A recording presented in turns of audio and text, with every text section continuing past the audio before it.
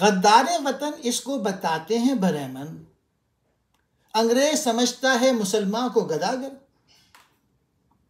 پنجاب کے ارباب نبوت کی شریعت کہتی ہے کہ یہ مومن پارینہ ہے کافر۔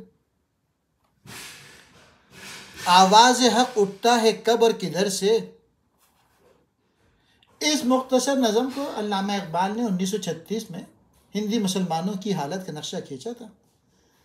اگرچہ یہ نظم پرانی ہے لیکن اس کا مضمون آج بھی صحیح ہے۔ پہلے شعر میں کہتے ہیں کہ برہمن یعنی ہندو تو مسلمان کو غدار وطن سمجھتے ہیں، کیونکہ ان کے خیال کے مطابق مسلمان رہتا تو ہے ہندوستان میں لیکن محبت کرتا ہے عرب سے، اور یہ بات مسلک وطن پرستی نیشنلزم کی روح سے جرم ہے جو کبھی معاف نہیں ہو سکتی۔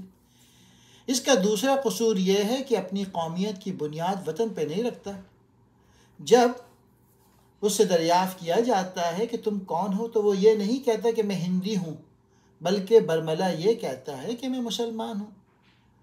تیسرا قصور یہ ہے کہ وہ پانی تو پیتا ہے گنگا اور جمنا کا، پھل کھاتا ہے ان درختوں کے جو ہندوستان کی مٹی سے اگتے ہیں، لیکن نام رکھتا ہے بدیشی، زبان بولتا ہے بدیشی، لباس پہنتا ہے تو وہ بھی بدیشی،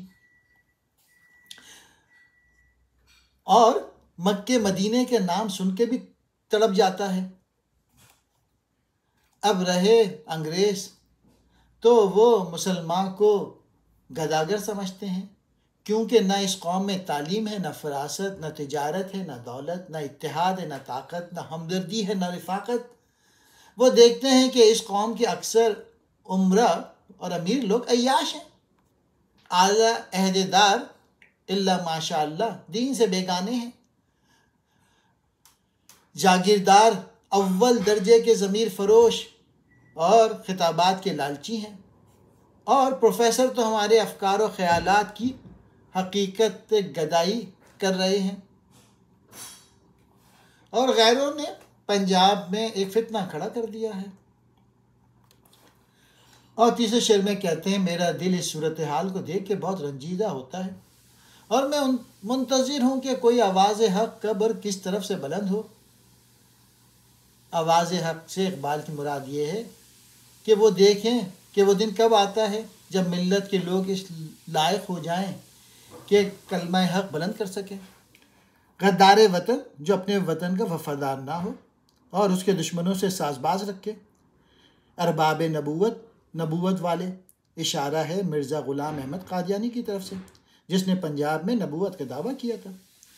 شریعت کہتے ہیں دین کا قانون، اسلامی قانون، مومن پارینہ،